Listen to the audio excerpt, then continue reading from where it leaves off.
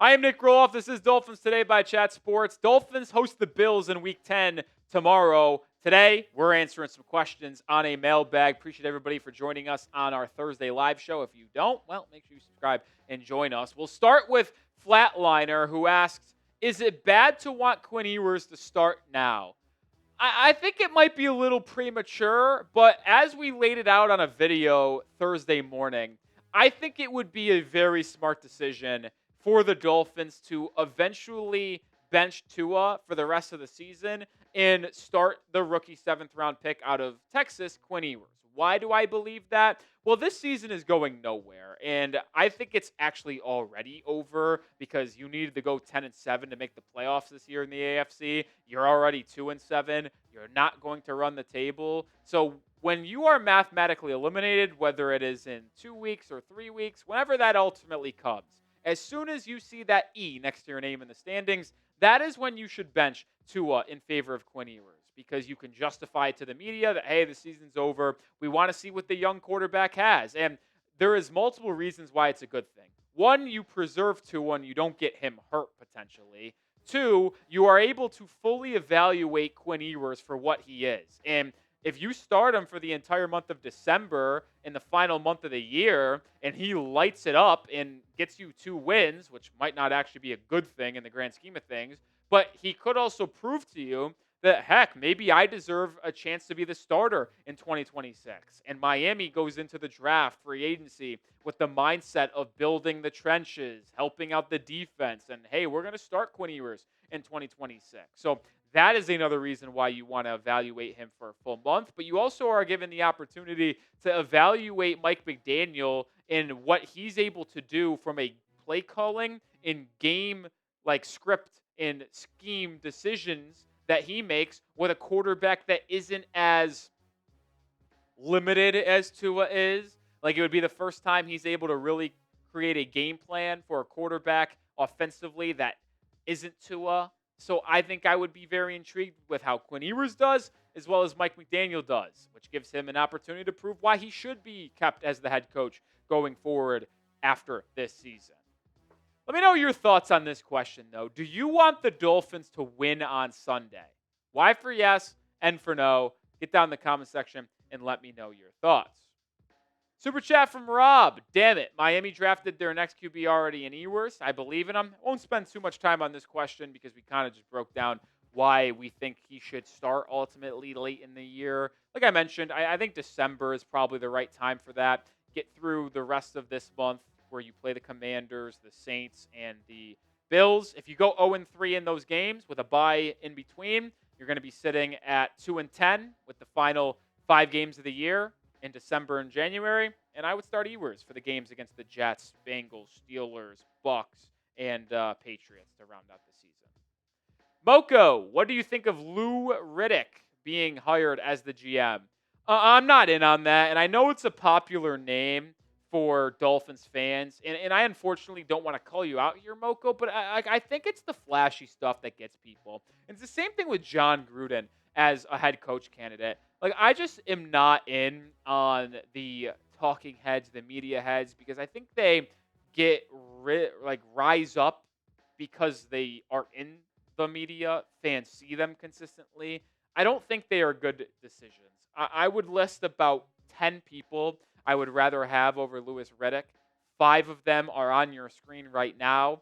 Like, I would have to pick, if I could, Ray Agnew, great option, but I think Ed Dodds and Chad Alexander are my top 2 options right now, assistant GMs for the Colts and Chargers. I'm intrigued with Josh Williams, director of scouting for the San Francisco 49ers. And a name that's really rising up the ranks as well is Philadelphia Eagles assistant GM Alec Hallaby. He's a good name to monitor as well. I also like Mike Greenberg, the assistant GM for the Tampa Bay Buccaneers. The point I'm trying to make is this. I am not going to hire someone that has been in the media for the last 5 years. I am going to hire someone that has been actually in a front office, working the phones, communicating on a day-to-day basis for each of the last at least 5 seasons. Not to throw shade at Yamoko, but the people who want Gruden hired as head coach and Louis Riddick hired as GM, I just think are dumb.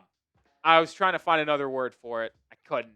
I think it's short-sighted just because they see their name and see their face talking every day to want them to be hired. Terps with a question. Top 5 head coach candidates. Yeah, I think they should fire Mike McDaniel. So if I'm going 5 head coach candidates, I'm going Robert Salah. He's my number 1. I want him. He really is. Defensive coordinator for the 49ers. Thought he got the raw end of the stick with how the tenure ended in New York with the Jets. And he's just been a phenomenal defensive coach throughout his entire career. And I think he would really whip this defense into shape that, boy, oh boy, needs it in Miami. I think Mike McCarthy is a really good option as well. A stable coach that knows how to win. Good offensive mind as well. If you want to go with more of a new age head coach, a first-timer, I think Jesse Minter, the defensive coordinator for the Chargers, is an intriguing name. Chris Shula, the defensive coordinator from the Los Angeles Rams. Who was the other name that I consistently mention? There's always 5. There's those 4, and there's a 5th name I can't think of. Coop's going to get back to me on that one. But I certainly really like those 4 a lot. I'm trying to envision who it is. I can't. It's going to kill me. And I apologize for really just talking in circles here answering this question. But there is a head coach candidate that I like, and I can't think of who it is. But, Coop, time to move on. We can't sit on here forever. So, I'm sorry, can't give you a 5th. I'm going 4. Make sure you do subscribe and join me on Sunday for Dolphins Bills. This is our thumbnail. We'll be live 1 hour before the game. So, noon Central Time or noon Eastern Time, 11 a.m. Central Time. This is our thumbnail. Subscribe and join us. Quinn Law, we have 3 picks in the 3rd round. Do we go O-line for all 3? No. Quinn, appreciate the question, but that is this asinine thinking. I understand we need offensive line, but in no world do you address one position with 3 picks in the 1 round.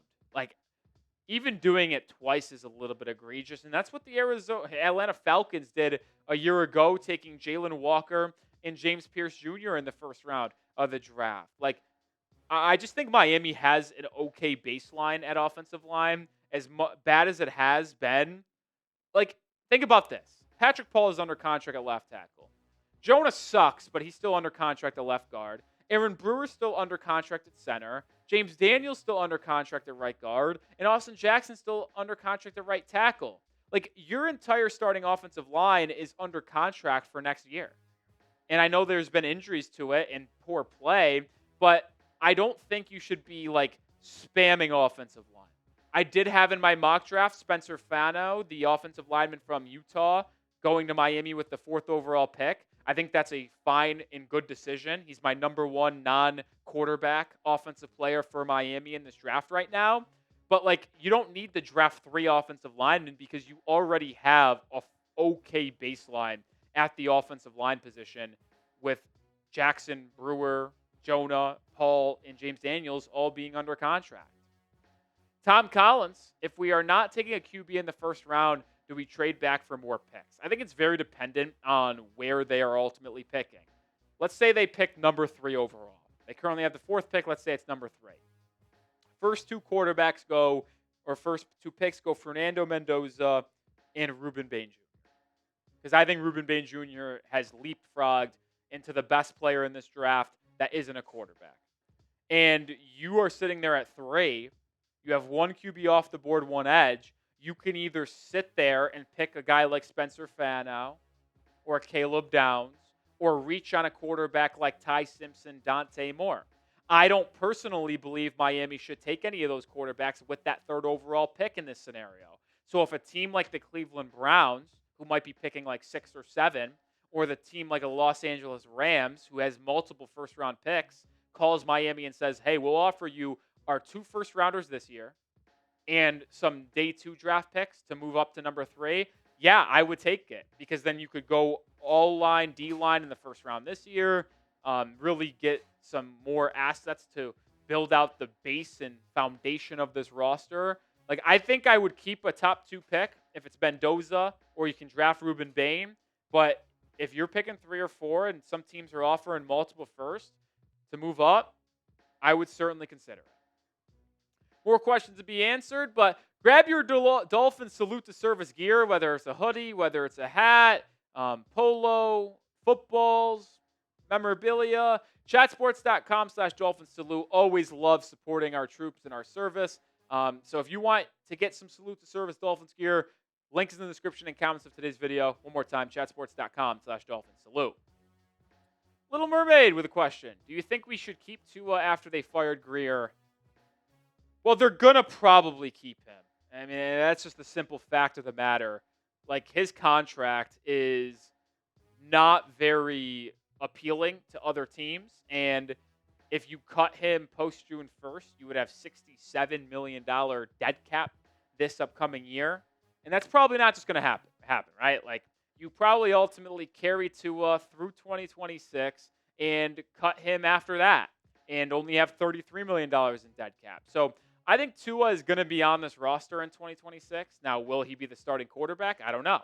Miami has a top 3 pick, and they take a guy that you think is a starting quarterback and ultimately beats out Tua in training camp. Well, then you just have a Falcon situation where you have a $50 million backup quarterback. It's like, unfortunate. You don't want that because it's hard to win when you are paying that much money to someone who doesn't play for you on a week-to-week basis. But I think Tua is going to be on this roster next year. We'll ultimately see if he is on the roster past that. I don't expect that, but he will be here next year, in my opinion. Chris, since we are on the QB topic, do you still think Sellers is a good candidate based on falling short in the past few games? Yeah, I still do like Sellers.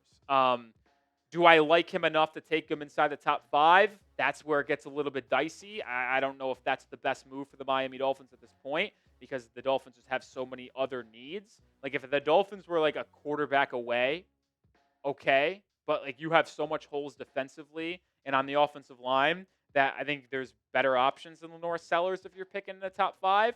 But if you win a couple of games down the stretch and you're picking like 7 through 11, and LaNorris Sellers is there, okay, I might take him.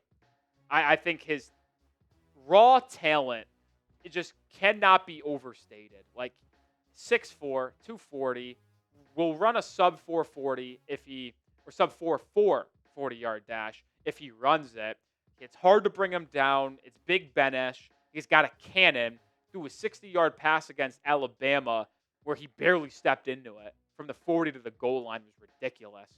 He's got a cannon. He just has inaccurate tendencies and mechanical issues, but if your coaching staff believes that those can be fixed, feel pretty good about that, right? So, yeah, I'm still in on Sellers. I just don't think I would take him in the top 3, top 5. Hit that sub button for daily Dolphins content. Mentioned earlier, we'll be live for the game tomorrow against the Bills. So, subscribe. Join us. Busch Gardens fan, what are the biggest needs we can get in free agency? I expect Miami to be very selective in free agency. Let's say that. I think they will be very selective because they don't have a lot of cap space. They actually are bottom 5 in cap space this upcoming summer. They will actually be cutting Tyreek Hill. That saves them $36 million. Based off some early projections, we'll see what it ultimately comes out to be. But I think Miami will end up having around $30 to $35 million in cap space going into free agency. Maybe a little bit more, maybe a little bit less. But the point I'm making here is like you won't expect to see them going big game hunting in free agency. So I think they're going to have to be really selective with some veteran players or like young players looking to bounce back and go for 1-2 year deals. I think wide receiver is an option for sure because, like I mentioned, you're cutting Tyreek Hill. I think you're going to need to find a wide receiver, too, for Jalen Waddle. You're going to need to add to that defense. Certainly going to have to add an edge rusher. Going to have to add people in the secondary, corner, safety. Defensive line is probably fine, right? Because you have Kenneth Grant, Jordan Phillips, and Zach Sealer returning. So you just hope those 3 will be able to be better next year than this year. But you're going to need an edge rusher. You're going to need a wide receiver, 2. You're going to need a tight end. You're going to need corner, and you're going to need safety. Those are the biggest 5 because you're good at running back. You're probably not going to spend on O-line because you have a full starting group coming back. You need an edge. Your linebackers are fine. You have Tyrell Dodson and Jordan Brooks still under contract. So it's really corner, safety, edge, tight end, and that's it. Those are the 5. Those are the 5 that I'm looking at. Pierce, do we trade Tua for a 7th and they take half the dead cap? Listen, if you could do that, I would be in. I mean, now there's still going to be a boatload of dead cap for Miami, even if the other team agrees to pay the entire contract. That's just how the contracts work with already guaranteed money and stuff like that. But if the Dolphins were offered a 7th to take Tua off our hands, I'm in, man. Like, I am. Like, these are the cap hits. You saw them on screen for the new team if they got traded. It's basically just the base salary plus all of the bonuses they can have. So you saw 55 for 2026, 37 in 2027, and then 48 in 2028. But if you take that on, you could ultimately cut them after 2026, like Miami probably will, and not have a lot there. But I just doubt a team would ultimately trade a 7th for Tua and take on the money, because who has the money to do that? Not many teams. And why would you want to do that? That'll do it for today's show. Appreciate everybody for tuning in. If you want to be on our mailbags in the future, you got to be subscribed and join us for our Thursday live shows where Coop and I answer your questions. So subscribe and join us for the future.